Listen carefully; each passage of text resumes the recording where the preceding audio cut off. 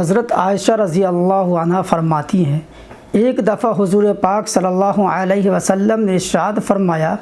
اللہ تبارک و تعالی نے ایک بستی کے 18,000 باشندے جن کے اعمال انبیاء جیسے تھے عذاب بھیجا۔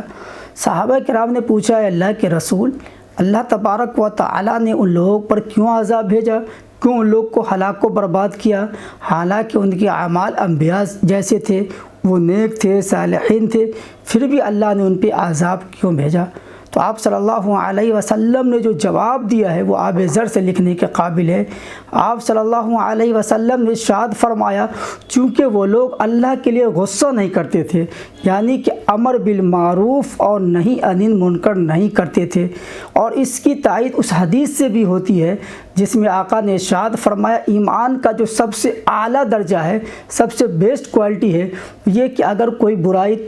ہو رہی ہے، اگر کوئی خلاف شرع کوئی کام ہو رہا ہے، تو ایمان کا اعلیٰ درجہ یہ ہے کہ اپنے بازو کی طاقت سے اس برائی کو روکا جائے۔ اگر